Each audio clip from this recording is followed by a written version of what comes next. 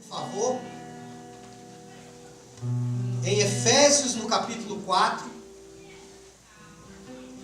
Efésios, capítulo 4.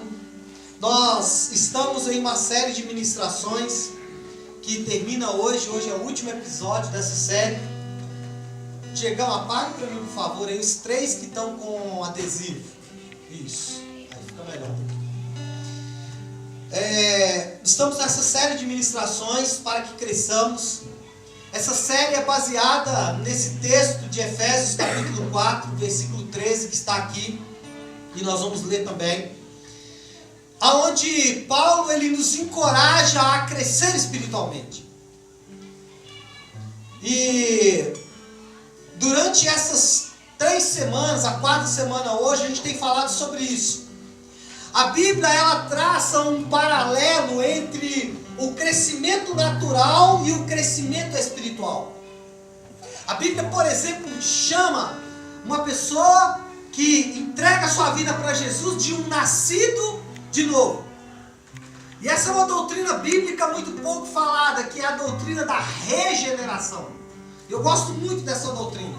Inclusive amanhã, na Escola do Espírito, irmãos, a pastora Flávia falou, eu quero só reafirmar. Nós estamos com um material sensacional na Escola do Espírito. E se eu fosse você, eu não perdia. Amanhã nós começamos uma matéria nova que é Andando no Espírito. Eu vou dizer para você que o nível de crescimento, de profundidade que a gente tem alcançado nas segundas-feiras, o tempo de comunhão e de maturidade na palavra que Deus tem nos dado é algo impressionante. Então eu quero te incentivar a estar conosco amanhã a partir das 20 horas. Fechado? Dito isso, voltando para a palavra, existe então um paralelo entre o crescimento espiritual e o crescimento natural. E quando a gente olha para a palavra de Deus, essa semana uma pessoa me falou, pastor, a igreja, ele disse a igreja de forma geral, não só a nave, então vou me excluir desse processo. Ele disse, a igreja ela tem passado por dias muito difíceis, o pecado, coisas erradas, etc, etc. Eu falei com ele assim, olha, eu concordo com você, eu sinto a mesma coisa. E mais, falei com ele, não é novo, isso é antigo. Isso vem desde a época de Paulo, porque Paulo, inclusive, escrevendo aos Coríntios, em 1 Coríntios capítulo 5, versículo 5, ele fala assim, aqui na igreja, depois você pode ler, eu estou parafraseando, né? O versículo não está escrito dessa forma, mas ele diz o seguinte, aqui na igreja tem atitudes que são piores do que no mundo.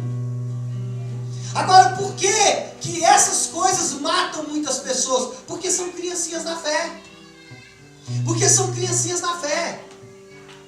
A fase da criancice ou do novo nascimento, ele engloba 3 etapas, que é a época da inocência. Um bebê, ele é completamente inocente, ele não tem maldade. A época da ignorância, eu gosto de citar um exemplo que é o exemplo das coisas que a criança põe na boca, né? A criança acha que tudo que existe vai pôr na boca. E muitos crentes são assim, eles são ignorantes, ou seja, falta conhecimento até para discernir o que pode se alimentar ou não. E a época da infância tem também a irritabilidade. As criancinhas na fé são irritáveis. Qualquer coisinha que você faça com ela, ela sai da igreja, briga com o pastor e vai embora. Por quê? Porque são criancinhas na fé. Depois da fase da criancice, entra na fase da adolescência. E a adolescência, ela tem 3 características que eu gosto bastante. O adolescente, ele é instável. Ou seja, o adolescente, ele é espasmódico. O que é isso? Você encosta nele e trava. E tem muito crente que está nessa idade espiritual, a idade da instabilidade. Um dia tá bom, outro dia tá mal. Como é que chama o negócio lá? Eu chamava de gangorra, mas na roça tem outro nome, né? Que você sobe e desce, como é que chama? Você falou um dia, zubumafu, não é? Zumba? Não, como é que chama o trem? Zanga de burro, né? É que um fica de um lado, vocês lembram? Zanga-burrinho. Zanga-burrinho, esse negócio mesmo. Na minha época a gente chamava de gangorra, que a gente pegava uma tábua de construção, botava uma lata, né? Ficava um de um lado, outro do outro. Então, quando subia, o outro descia, né? Tem gente que é assim na fé. Um dia está lá em cima detonando, outro dia está lá embaixo, com um passo do inferno. Outro dia. Nossa, um passo. É instável. O que é isso, irmãos? Isso aí é a adolescência na fé. Qual que é a outra característica de quem é adolescente na fé? Curiosidade. Adolescente é curioso, né? Meu filho é extremamente curioso. Então ele está andando, lê alguma coisa, hoje está se passando, vê uma placa, passa-se o ponto. Ele falou, o que é isso, pai? Passa-se o ponto. Hoje é menos, antigamente tinha mais, né? Aí tive que explicar para ele. Mas o adolescente, ele é curioso. E o adolescente na fé é assim também. Quer saber qual é a última fofoca. Quer saber o problema do outro. Por que o outro não veio na igreja. Está sempre querendo saber notícia. Por quê? Porque é adolescente na fé.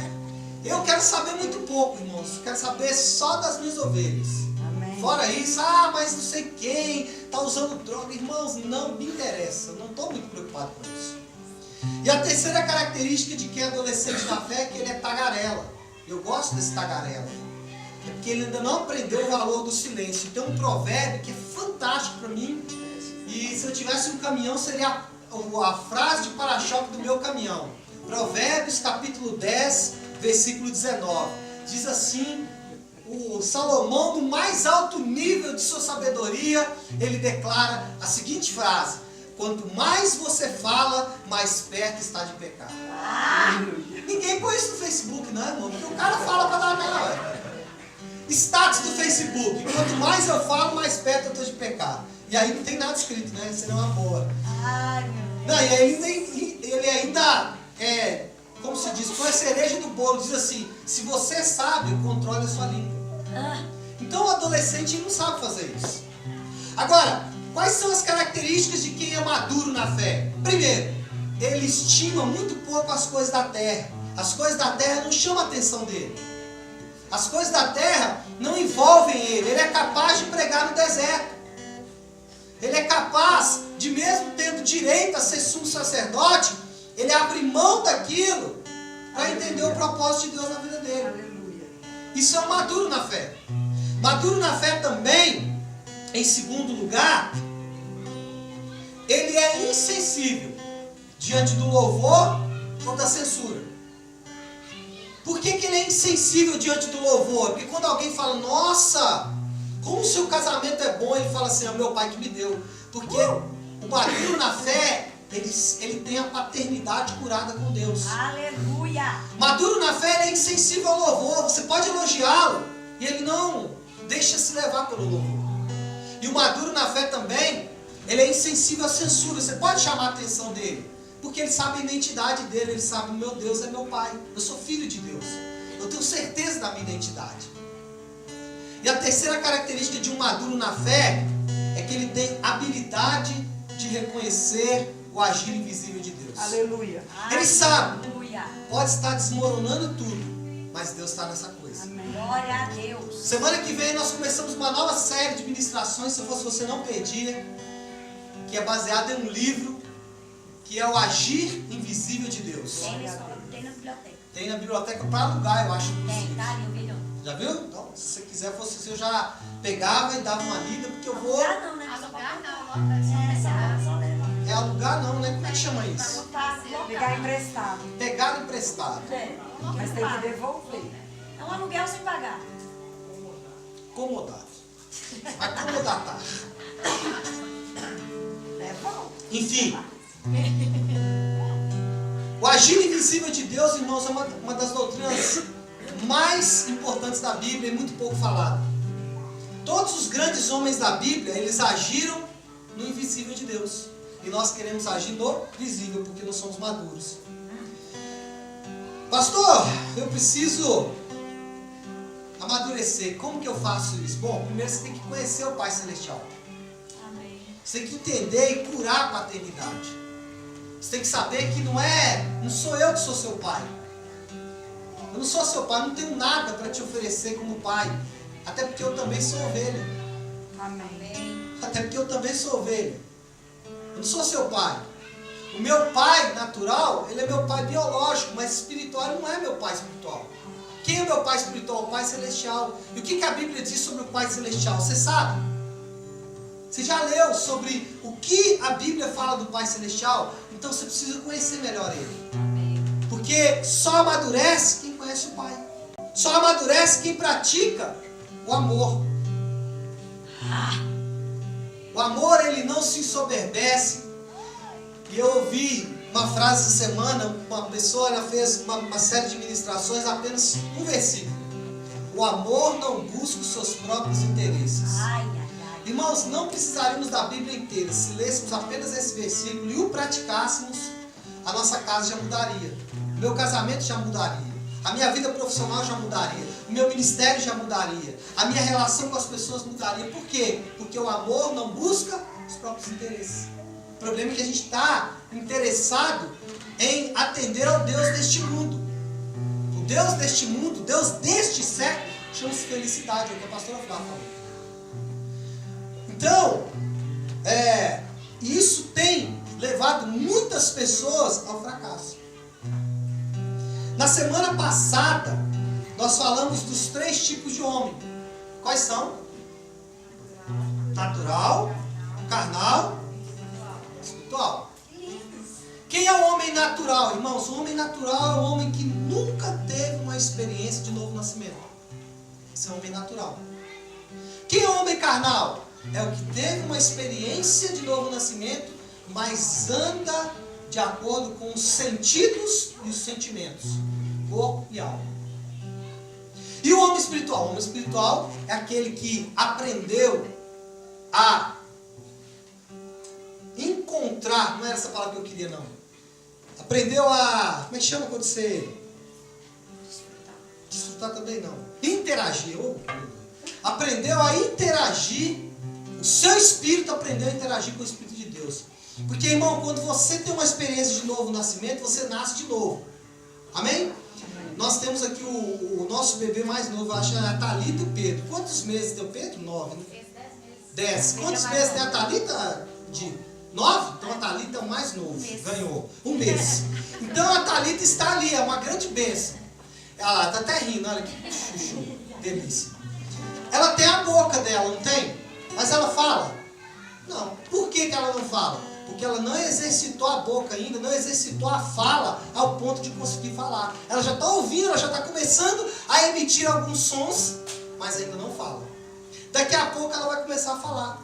Assim também espiritualmente, nós nascemos de novo, mas como não exercitamos o nosso espírito, ele tem boca, tem ouvido, tem olhos, mas é um bebezinho. Fica lá, e Deus não entende nada, e não pode interagir com o espírito. Então o que você tem que fazer? Preste atenção. Você tem que exercitar o seu espírito. Você tem que exercitar o seu espírito, não é o Espírito de Deus. Você tem que exercitar o seu espírito para você perceber o Espírito Santo dentro de você. Para que aí ele possa falar, você ouvir, para que você possa enxergar ele, para que você possa falar com ele. Esse é o homem espiritual. Pastor, como que eu faço isso? Como que eu faço para treinar o meu espírito? Aí nós temos várias disciplinas espirituais, jejum, oração, palavra, mas tem uma que eu particularmente gosto e eu sempre falo: orar em línguas. Aleluia. Orar em línguas faz você perceber o seu espírito. Eu estava falando na escola do espírito alguns dias desses, e os meus irmãos, eles ficam, igual alguns de vocês estão agora, eles ficam com o olho regalado assim, quando eu falo algumas coisas. E eu falei assim, às vezes eu oro em línguas jogando videogame. Misericórdia, você joga videogame, primeiro pecado, né? Joga, irmãos. Joga, confesso o pecado. Gosto de jogar. Não jogo muito não, porque eu viajo demais, mas quando eu tenho sempre oportunidade, eu gosto de jogar um futebol e tal, relaxar. E muitas vezes eu faço jogando videogame orando em línguas. Pastor, isso é pecado, não, irmãos. A minha alma e o meu corpo estão envolvidos ali, mas o meu espírito ora de fato. Aleluia. Então você pode estar tomando banho orando em línguas. Eu faço muito também, eu estou dirigindo nessas estradas aí de Minas Gerais, e é só orando em línguas, né, irmão? É caminhão para lá, carro para cá, e aí a gente tem que orar, e eu vou orando em línguas. Então isso é o que? Eu vou exercitando o meu espírito. Então as mulheres estão fazendo comida, vai orando em línguas. Os homens estão envolvidos com alguma coisa no computador, às vezes tem que fazer alguma planilha, ora em línguas. Ou o homem está fazendo comida também, meu irmão faz comida. está fazendo comida, orando em línguas, lavando roupa, orando em línguas. Ou seja, a sua alma e o seu corpo estão envolvidos com alguma coisa, mas o seu espírito ora de fato, foi o que Paulo falou. É a melhor forma de o homem perceber o seu espírito. Diego faz brigadeiro, não pode fazer brigadeiro. Diego faz brigadeiro, já está vendendo, né? Faz brigadeiro orando em línguas.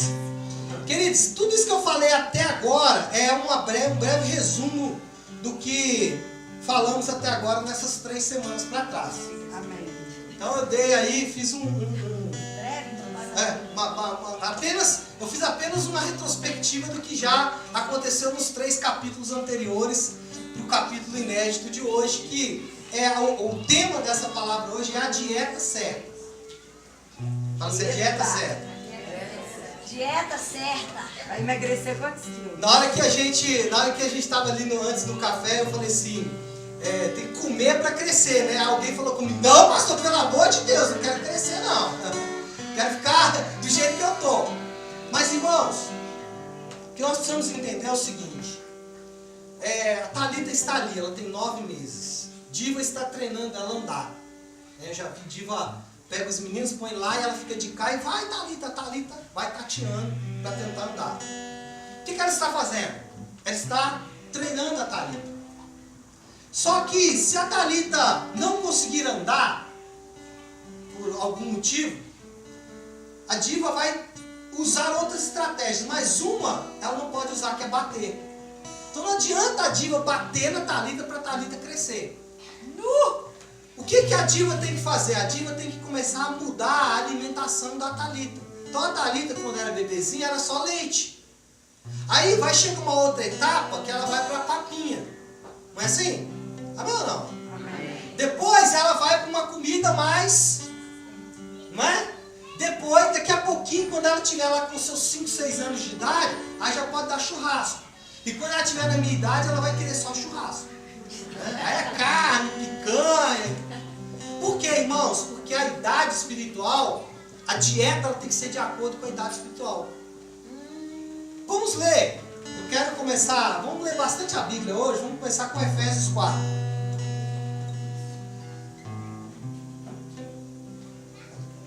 Todos abriram? Amém. Versículo 13 diz assim: deste modo, todos nós chegaremos a ser um na nossa fé e no nosso conhecimento do Filho de Deus. E assim, seremos pessoas maduras e alcançaremos a altura espiritual de Cristo. Versículo 14.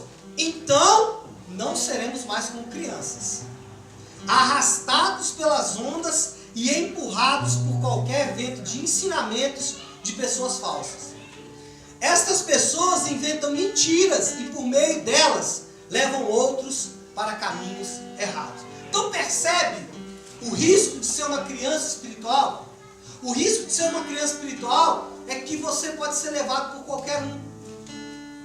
Você sabe muito bem quem é pai e quem é filho, ou seja, todos que estão aqui, que os nossos pais falavam, olha, não conversa com qualquer um na rua. Essa não é?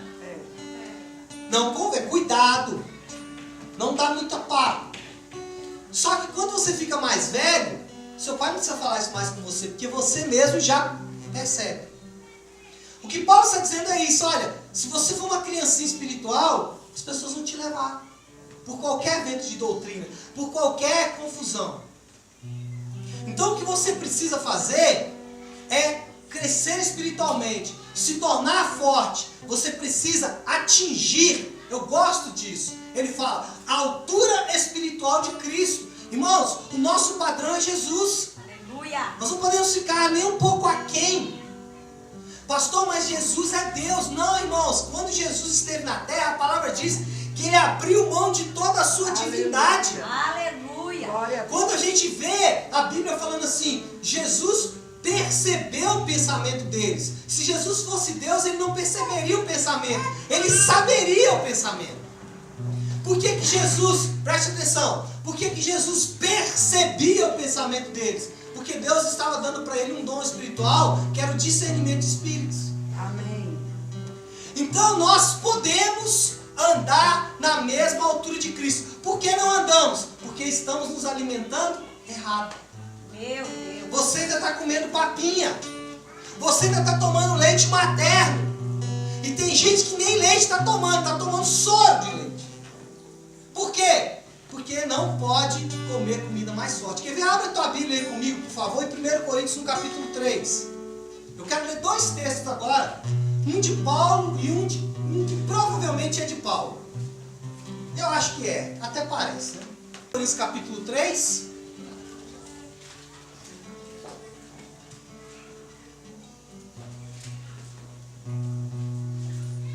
Depois que inventaram a Bíblia no celular, ficou bem mais fácil, né? Mas eu gosto da papel, apesar de não estar usando aqui hoje. 1 Coríntios capítulo 3, versículo 1, todos abriram? Amém. Olha o que Paulo fala. Na verdade, irmãos, eu não pude falar com vocês como costumo fazer com as pessoas que têm o Espírito de Deus. Tem um outro texto que fala assim, eu não pude falar com vocês como a espirituais. Tem uma tradução, uma versão que fala isso. Alguém tem essa versão aí? Não pude falar com vocês como a espirituais. Ele fala, eu não pude falar com vocês como a espirituais. Aí ele continua o texto dizendo assim, tive que falar com vocês como se fossem pessoas deste mundo, como se fossem criancinhas na fé. Ele fala, eu tive que falar com vocês como se vocês fossem criancinhas na fé. Agora, olha o versículo 2. Tive que alimentá-los com leite. Irmãos, quando ele fala tive que alimentar com leite, ele está dizendo o seguinte, eu tinha picanha, mas eu não posso dar picanha para Thalita. Eu tenho coisas profundas para falar para vocês. Não eu, mas Paulo, eu também tenho, mas enfim. Paulo dizendo, eu tenho coisas profundas para falar para vocês, mas vocês são criancinhas na fé.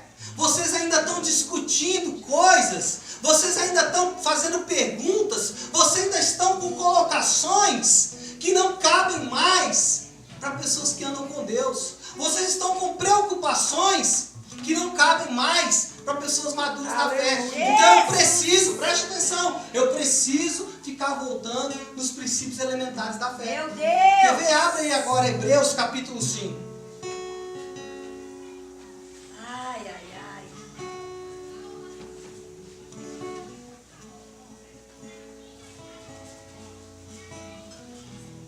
Olha que interessante, por isso que eu acho que foi Paulo que escreveu Hebreus, porque parece assim o tipo de escrita, né? Hebreus capítulo 5, versículo 12. Todos abriram? Hebreus 5, 12. Diz assim a palavra.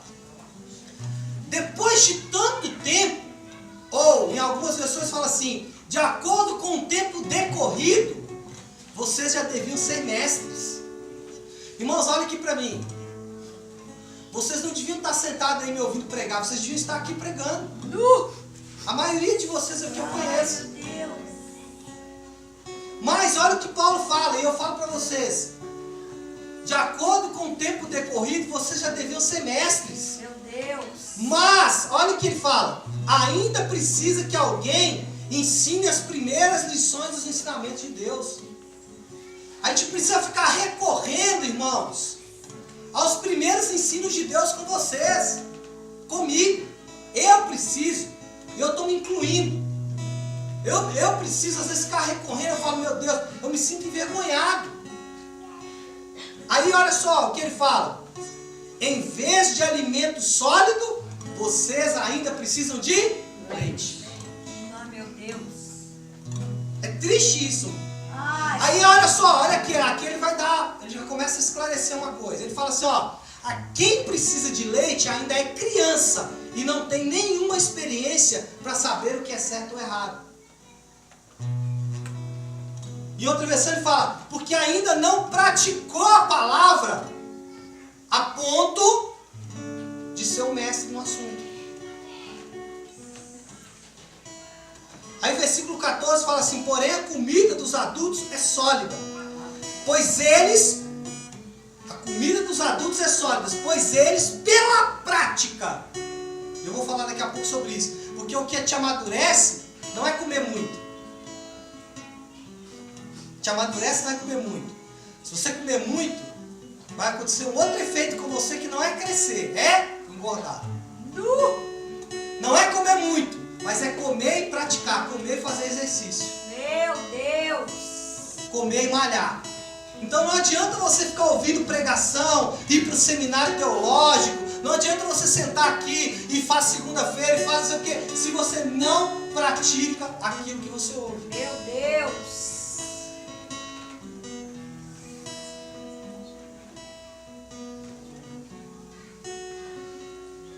Amém ou não? Amém. Pastor, já percebi que você está querendo dizer que eu preciso crescer. Já percebi que você está querendo me levar para um outro nível espiritual. Já entendi que você está exigindo um pouco mais de mim e que Deus também está exigindo. Mas a pergunta que eu faço para você, pastor, é como eu posso crescer? Porque não adianta você falar que eu preciso. Como que eu vou crescer? O próprio versículo que nós lemos de Efésios 4, ele vai nos dar o caminho. Quero que você volte para lá. Aliás, está aqui, ó. Olha aqui, está aqui, ó. Esse versículo 13. Preste atenção aqui, olha lá. Deste modo, todos nós chegaremos a ser um só na fé e no nosso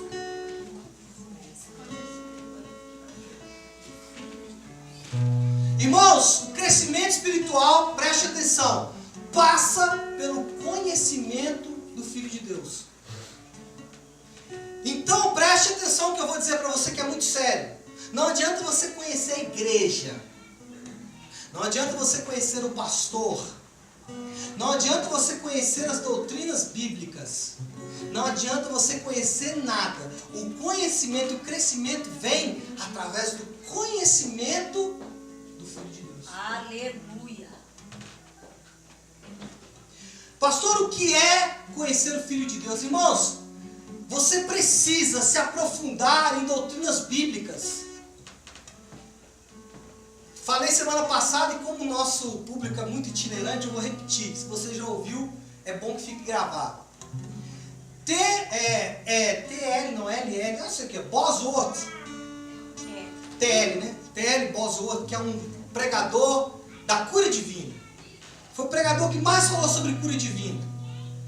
Foi o pregador que mais ensinou sobre cura divina no século passado. Foi o pregador que mais teve experiências de pessoas curadas em seu ministério. T.L. Bosworth. Ele escreveu um livro que se chama Cristo, aquele que cura. Eu indico que você leia esse livro. T.L. Bosworth, um dia perguntado por alguém, questionado sobre o porquê que as pessoas não eram curadas. Ou porque as pessoas não conseguiam andar de acordo com as doutrinas bíblicas.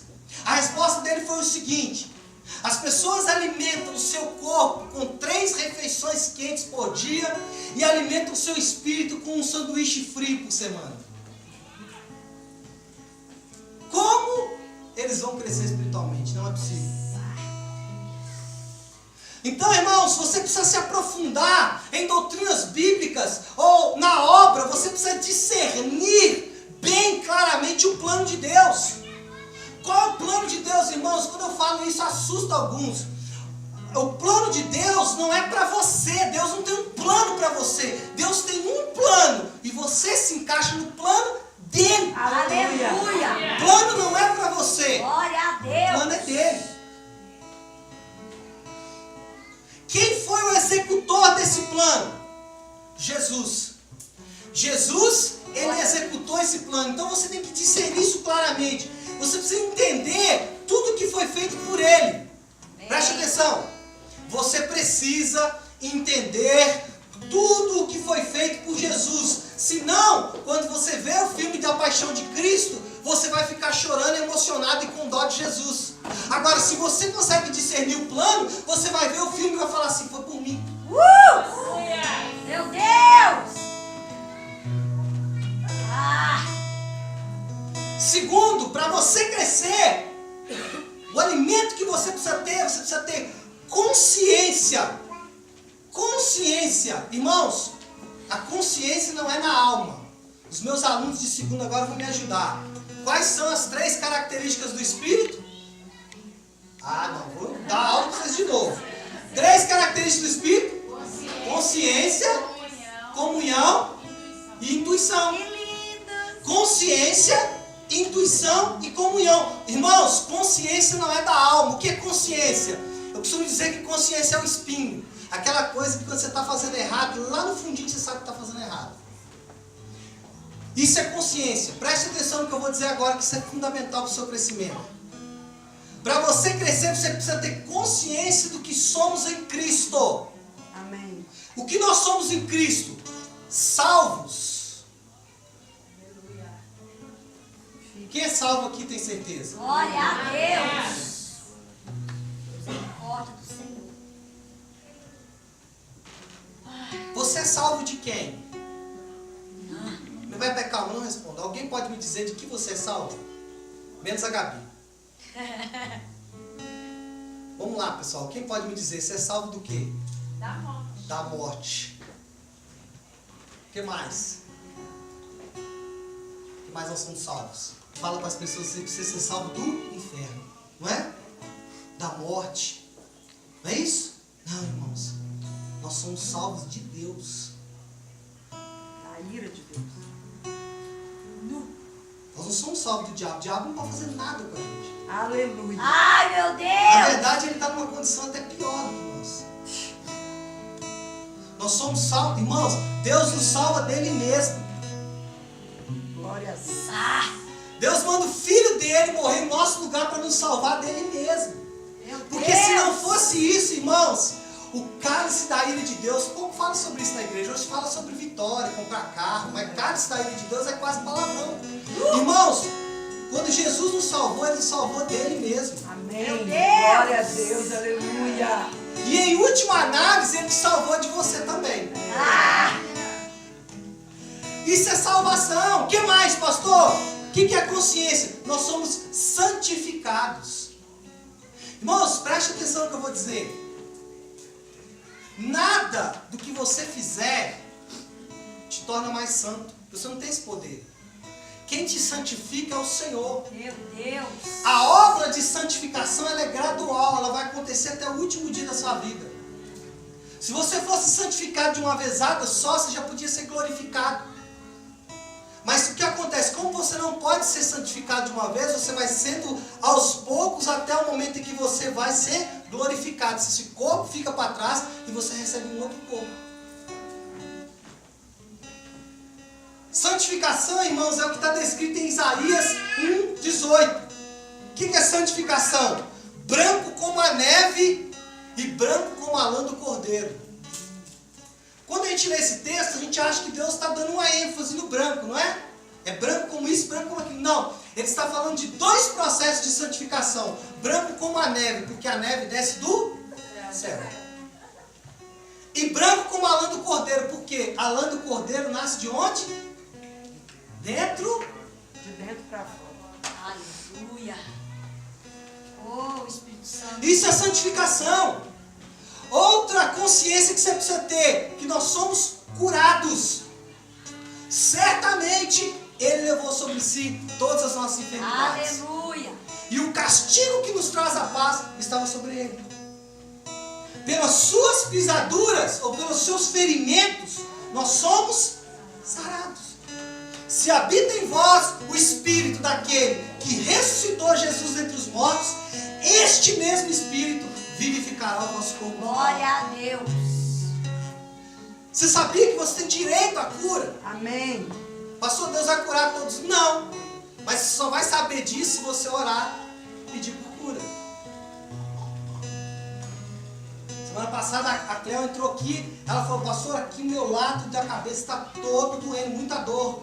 Ela não estava conseguindo nem falar direito. Nós oramos por cura. No final do culto, ela estava aqui soltando foguete porque não tinha dor nenhuma. Glória a Deus. Aleluia. Tem outros amigos que eu poderia falar para vocês. Justificação. Nós não sabemos o que é justificação.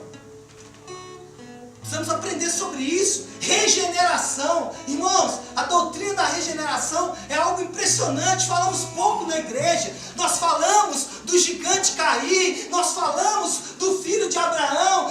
Irmãos, a obra mais importante na Bíblia chama-se regeneração. Amém. Somos gerados de novo pelo Espírito Santo. Glória a Deus. Aleluia. Redimidos. Sabe o que é remir alguém, irmãos? Sabe por que Paulo foi transformado em Saulo? Sabe por que Saulo foi transformado em Paulo? Você sabe por que Paulo foi usado? E por que aquele cara, qual é a diferença entre Paulo que foi usado, transformado, Pedro, João, todos? Qual é a diferença dele para aquele cara que estava ao lado de Jesus na cruz? Qual é a diferença? Os dois vão para o céu, amém ou não? Amém. Você lembra que o cara aceita Jesus ali, tem uma experiência de novo nascimento? Qual a diferença dele para Paulo, Pedro, João? Qual que é, pastor, a diferença dele?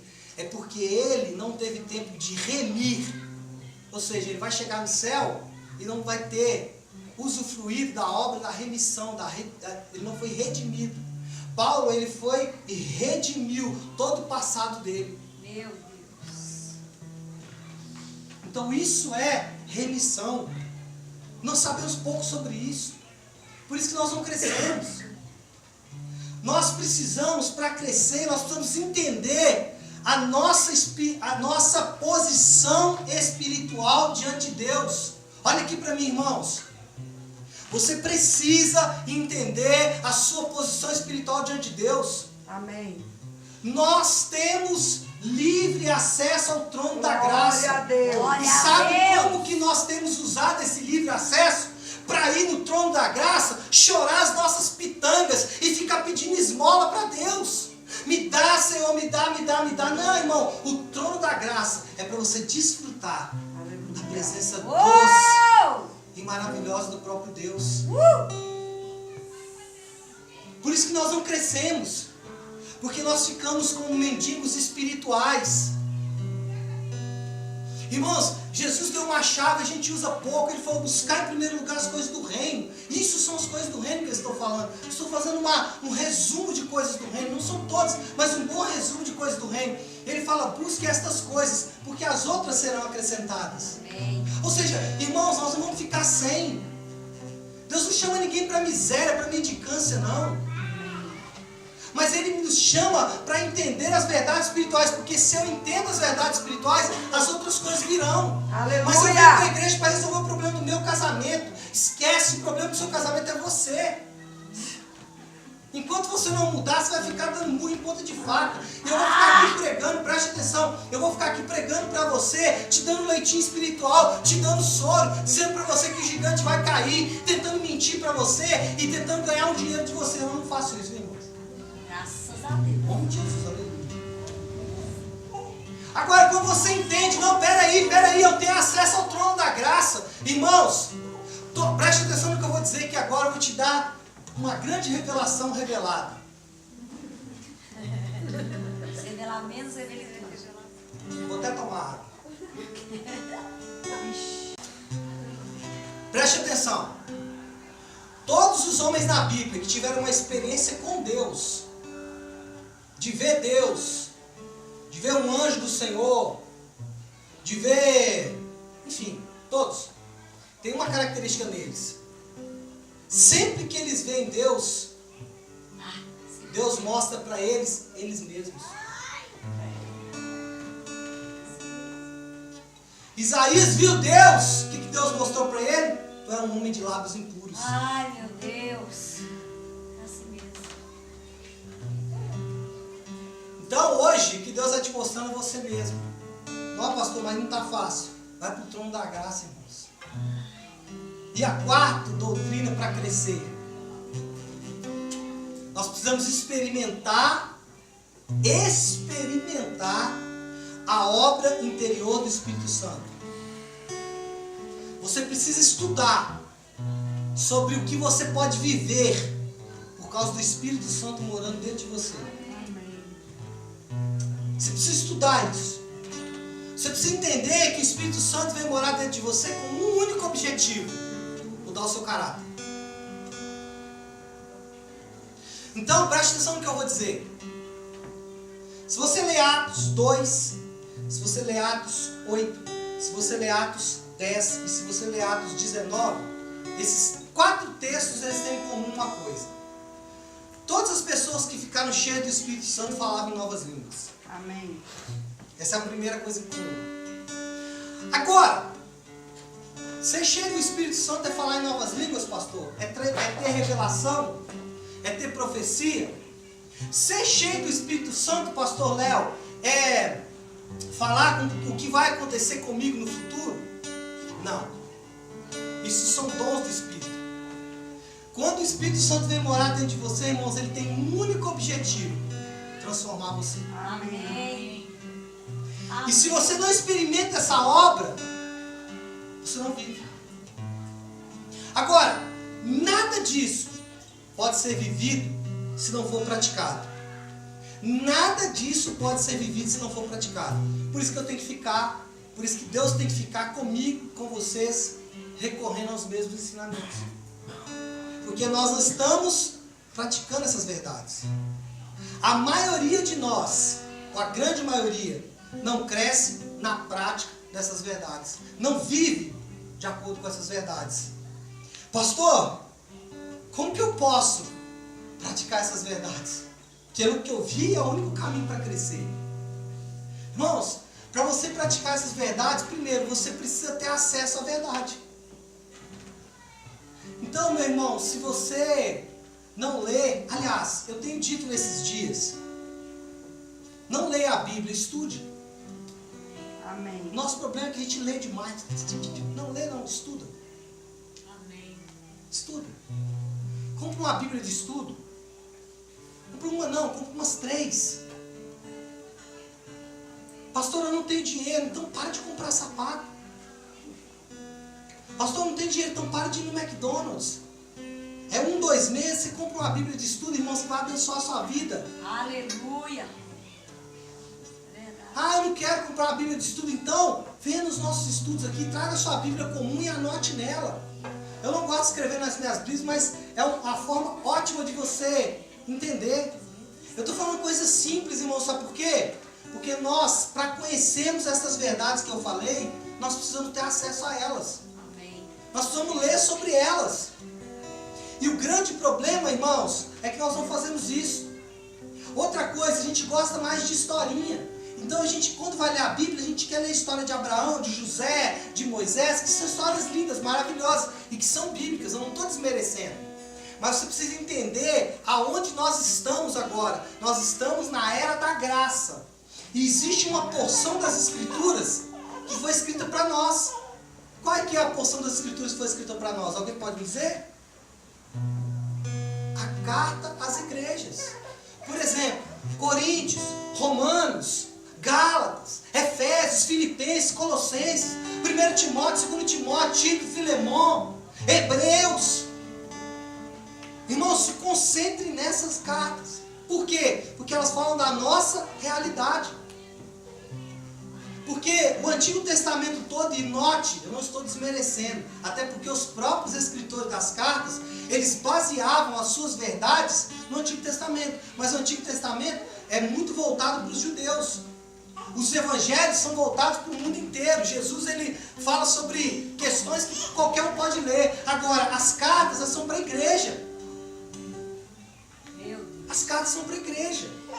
Então leia mais sobre isso. Eu escrevi uma frase aqui que se fosse você eu anotava. Eu preciso expor a minha vida. Eu preciso abrir a minha vida. Expor a minha vida. E minhas convicções. Eu preciso expor a minha vida e as minhas convicções à palavra de Deus. Eu preciso pegar as minhas convicções e levar para a Bíblia. Para entender se elas são verdades ou não. Inclusive as convicções espirituais. Não, eu não preciso entregar minha vida para Jesus. Eu já fiz isso. Será que você não precisa mesmo? Ah, eu não preciso vir na igreja todo domingo. Será que você não precisa mesmo? Ah, eu não preciso fazer estudo bíblico. Eu não vou ser líder de nada. Será, irmãos? Então, nós como crentes, nós temos muitas convicções que quando nós expomos a palavra de Deus, ele fala assim, não é bem assim. Meu Deus. Não é bem assim. Então, quando você ler a Bíblia, você precisa abrir a sua vida, você precisa expor a sua vida e as suas convicções. Se você entrar ali com as suas convicções, elas vão permitir que Deus produza uma renovação na sua mente. Aleluia. Segundo, irmãos, primeiro, para mim viver todas aquelas 4 coisas que eu falei, primeiro eu preciso me expor à palavra de Deus. Segundo, aqui eu vou começar a apertar alguns parafusos. Agora que eu vou começar a apertar os parafusos. Até agora eu só passei o WD-40 para ficar mais suave o aperto. Agora eu vou chegar mais forte. Depois ainda vou no final dar uma marretada em cima para poder acabar de chegar. Né? Jesus amado.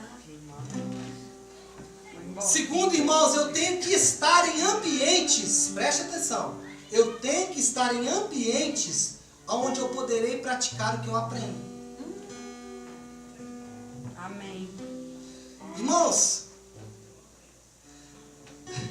eu até escrevi aqui, não adianta você aprender as verdades e esconder dentro de casa. Ai, ai, ai. Não adianta você aprender sobre santidade e ficar preso dentro de casa. Apesar de tinha até um amigo meu que ele falava que a mulher, quando quer te trair, ela te trai até com cabide, né? Qualquer coisa faz ser motivo. Irmãos, você precisa ir para ambientes onde você vai poder praticar o que você aprende. Amém. E aí vai uma dica. O lugar maravilhoso para você praticar a palavra de Deus é no ministério, irmãos. Amém. É liderando outras pessoas, é sendo liderado. Outro lugar bom para se praticar o que se aprende, irmãos, é nas lutas, é nas dificuldades. Você precisa, preste atenção, você precisa colocar as convicções da palavra de Deus em prova. Epa. Irmão, você só vai saber se você é salvo mesmo o dia que o diabo falar com você que você não é. Existem dois conceitos teológicos que é certeza de salvação e segurança de salvação. Nem poderia falar isso aqui por causa do tempo, mas vai rápido. Isso aqui deveria ser um culto sobre isso. Por que você tem certeza que você é salvo? Ah, porque eu entreguei a minha vida para Jesus.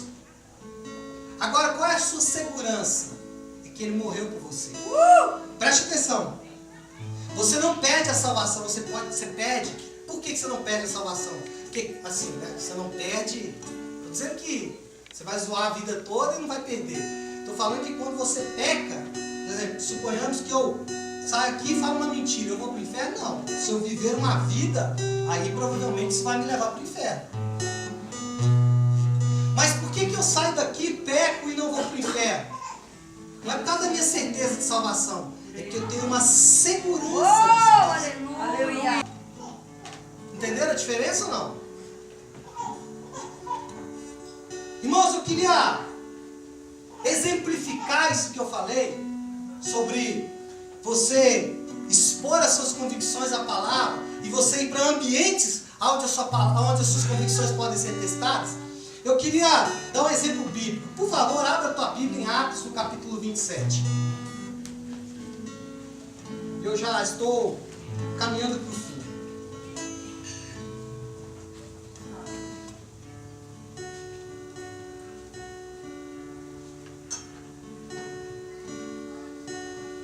Atos 27.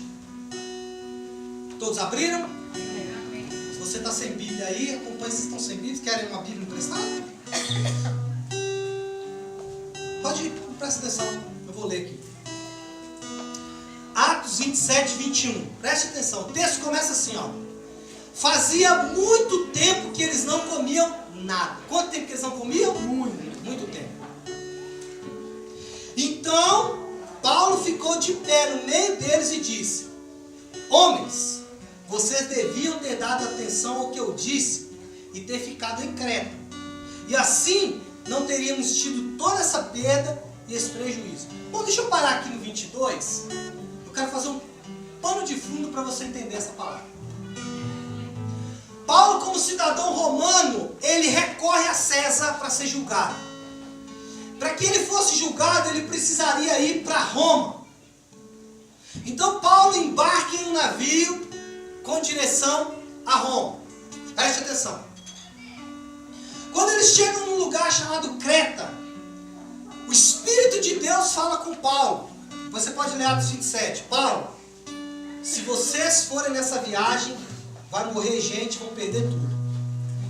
Paulo, então, como um bom homem espiritual, mas preso, chama o capitão do navio, o dono do navio e o o cara que estava conduzindo ele, o centurião romano, que era responsável pela vida dele. Se Paulo fugisse, o centurião morria. Paulo fala, olha, se nós formos para essa viagem, vamos morrer. Capitão e dono do navio. Irmãos, quem estava mais interessado em preservar aquele navio? O capitão e o dono. Além dos dois, o centurião também estava preocupado em preservar Paulo e os outros prisioneiros, porque se eles morressem, ele também morreria. Então Paulo está falando com 3 pessoas interessadas na segurança daquele navio. Não vamos viajar que vai dar errado. O que acontece, irmãos? Os 3 se reúnem e falam, não, irmãos, quem conhece mais o mar do que o capitão de navio? Ele olhou o mar, todas as tendências econômicas, todos os índices, né, diziam que prosperidade à frente. O dono do navio, o capitão, fala, não, a viagem vai ser tranquila. Só que, irmãos, a palavra de Deus ela é muito mais poderosa, preste atenção, do que os índices da economia. Aleluia! Nós precisamos, e eu posso falar isso de mim também, porque eu milito no mundo corporativo, tenho alguns empresários aqui. Nós precisamos, nesses tempos, tentar nos desligar, tirar a nossa convicção dos índices da economia e nos conectar em Deus. E o que Deus está nos falando. Aleluia. Porque se Deus falar terá prosperidade, mesmo que os índices falam que não, eu fico em Deus. Irmãos, isso é testar a nossa convicção. Amém. Eu só vou testar a minha convicção quando ela for contrária ao que o mundo está dizendo. Da mesma forma, se o mundo disser ótimo, se o mundo disser prosperidade, mas Deus falar fome, eu preciso me preparar para a fome, não para a prosperidade. Meu Deus. Verdade. Aí o que Paulo, o que esse dono de navio, o capitão fala, não, vamos embora, tá tranquilo. No meio da viagem, uma tempestade, a palavra diz que eles começam a se preocupar porque o navio vai a pique, vai afundar. A Bíblia diz que eles jogam todos os seus mantimentos no mar para o navio ficar mais leve. A Bíblia diz que, em algum momento desse texto, ela diz que eles já tinham perdido as esperanças de salvamento. E aí, começamos esse texto com a seguinte frase: fazia muito tempo que eles não comiam. Então, olha a situação: ou eles morreriam de afogamento ou morreriam de fome. Irmãos, nesse meio, nesse lugar de completo caos, nesse lugar de completa escuridão, nesse lugar de uma luta terrível, Paulo se levanta novamente. E o que Paulo diz? Versículo 22. Homens, aliás, ele fala, vocês deveriam ter me dado atenção e ficado em Creta. Versículo 22. Mas agora, olha o que Paulo diz nesse lugar. Peço que tenham coragem. Paulo está dizendo, olha, aqui tem uma luta, o navio está afundando, o casamento está acabando, as dívidas estão chegando, o ministério, a igreja, a vida espiritual, a depressão, tá tudo aí. Mas ele fala, tem coragem. Aleluia. Por que ele falou isso, irmãos? Por que ele falou isso? Você vai entender. Vamos perder somente o navio. Por que perdeu o navio, irmãos? Porque os 2 caras não quiseram ouvir Deus. Então, muitos prejuízos que você está tomando, não é culpa de Deus, nem do diabo.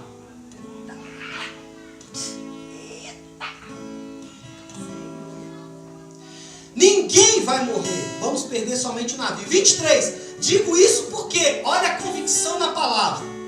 Digo isso porque. Por que eu estou falando isso? Na noite passada, um anjo de Deus, a quem eu pertenço e sirvo, apareceu a mim e disse, Paulo, não tenha medo, você precisa ir até a presença do imperador. Ou seja, aqueles caras seriam salvos por causa do plano de Deus para Paulo. Meu Deus. Preste atenção. E Deus, na sua bondade, já deu a vida de todos os que estão viajando com você. Paulo, você vai salvar esses caras. Versículo 25. Por isso, homens, tenham coragem. Eu confio em Deus. Amém. E estou certo de que Ele vai fazer o que me disse. Porém, vocês serão arrastados para uma ilha. Versículo 27. 2 semanas depois. Meu Deus. Irmãos, semanas depois. Será que a sua fé é capaz de resistir ao tempo? Será que as suas convicções são tão fortes ao ponto de fazer você superar o tempo? Ai, ai, ai. Eu volto no começo do texto. Diz que havia muito tempo que eles não comiam. Paulo fala, vocês vão sobreviver 2 semanas sem comer. Ai, ai, ai. Irmão, as suas convicções, elas não serão testadas na bonança. As suas convicções, elas não serão testadas na prosperidade. Meu Deus.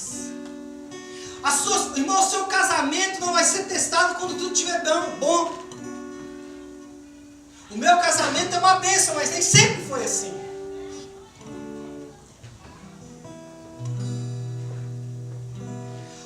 A sua vida, ela não vai ser testada. As suas convicções não serão testadas nesse momento. As suas convicções serão testadas, sabe quando?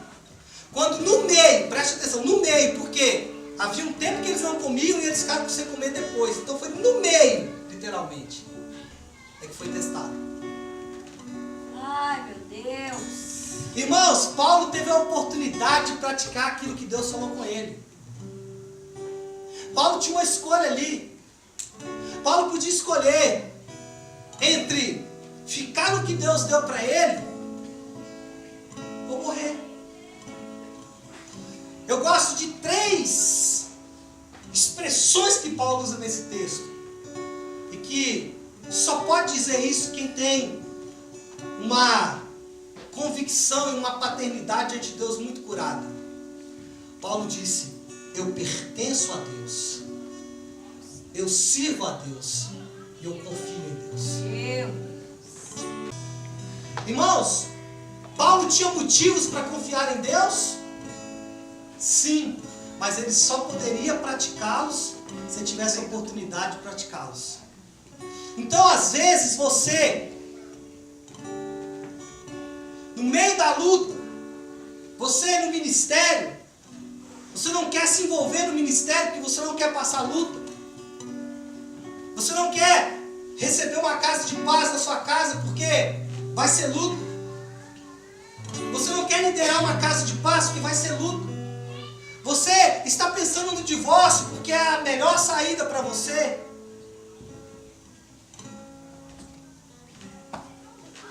Essa porta está aberta. Você vai pegar um empréstimo no banco para pagar as suas contas em vez de você diminuir os seus gastos. Você vai trocar de igreja, porque a igreja que você estava não era muito boa e eu fui na nave, lá é tão gostoso. Mentira, irmãos, aqui tem os mesmos problemas. Você não está testando as suas convicções no meio da luta. Sabe o que você está fazendo? Você está baixando a guarda. No meio da luta não é tempo de baixar a guarda. Não é hora de entrar em depressão. Não é hora de questionar tudo. Não é hora de ficar em casa remoendo e lambendo feridas. No dia da luta, ou no dia da dificuldade, ou no dia da dor, é o dia que nós precisamos nos levantar e declarar como Paulo: eu sirvo a Deus, eu pertenço a Deus e eu confio em Deus. Aleluia! Mesmo que eu não tenha comida e nem a possibilidade de comer. Mesmo que eu fale essa palavra e ainda demore um tempo para ela se cumprir. Conclusão, irmãos, para nós orarmos. Se praticarmos o que temos aprendido, se não praticarmos o que temos aprendido, não poderemos crescer. Precisamos conhecer a nossa realidade em Cristo, através do Espírito Santo, e descobrir o que somos em Cristo e o que Cristo é em nós, por meio da leitura e meditação da palavra.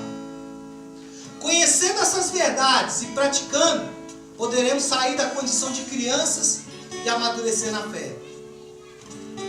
Pastor, como que eu aplico tudo isso? Gálatas 5:22. O fruto do Espírito, ele é amor, alegria, paz, paciência, delicadeza, bondade, fidelidade, humildade e domínio próprio. Contra essas coisas não há lei. Então, irmãos, tema dessa palavra é a dieta certa. Vai um nutricionista, ele te passa doses, né? Ele te passa medidas do que você tem que se alimentar. Nessa manhã, eu vou te passar medidas que você vai alimentar para que o seu espírito cresça. Sabe o que você precisa? Não é de poder de Deus, nem de um novo marido, nem de uma nova igreja, nem de um novo pastor. Você não precisa de nada novo na sua vida. Sabe o que você precisa? Comer do Espírito, mais amor. Você precisa de mais alegria, mais paz, paciência. Essa é a refeição do céu. Pastor, como que eu como isso? Tão simples, irmãos. Você só vai precisar de amor quando o seu ego estiver inflado. Você só vai precisar de amor quando o seu ego estiver inflado. Você só vai precisar de paciência quando você não tiver paciência mais. Você só vai precisar de alegria quando a depressão estiver batendo na tua porta. E aí sabe o que você faz? Para um instante. E mesmo sem sentir, porque você não pode se relacionar com Deus pelo que você sente. Porque o dia que você sente, você se relaciona com Deus. O dia que não sente, você não relaciona. Eu relaciono pela convicção de que Ele está aqui. Mesmo que eu tenha pecado, mesmo que eu tenha errado. E eu fecho os meus olhos e eu falo: Espírito Santo, eu me alimento da alegria agora. Espírito Santo, eu me alimento da paz agora. Espírito Santo, eu como este fruto. Eu poderia comer aqui agora o ódio, mas eu como a alegria. É assim que funciona a vida espiritual, irmãos. Tão simples que parece mentira. Então você precisa comer esse fruto a partir de hoje. E você precisa parar hoje. Irmãos, faça uma dieta. Você precisa fazer uma dieta. Qual é a dieta? Você precisa parar de comer o fruto da carne. Pastor, o que é o fruto da carne? Já estou terminando. O fruto da carne é aquilo que entra na minha alma através dos 5 sentidos. Você se alimenta do que você ouve, das notícias, das informações. Você se alimenta até do que eu falei aqui hoje. Irmãos, não pegue tudo que eu falei aqui e ache que é 100% verdade. Senta na tua Bíblia, vai ler e fala: Espírito Santo, o que o pastor falou é verdade? Então confirma para mim. Não seja um burrinho de presépio que aceita tudo que você ouve. As crianças que fazem isso, que qualquer coisa põe na boca. Não quero que você faça isso comigo. Não sou dono da verdade. Estou aqui como você, como ovelha, tentando como você encontrar o caminho.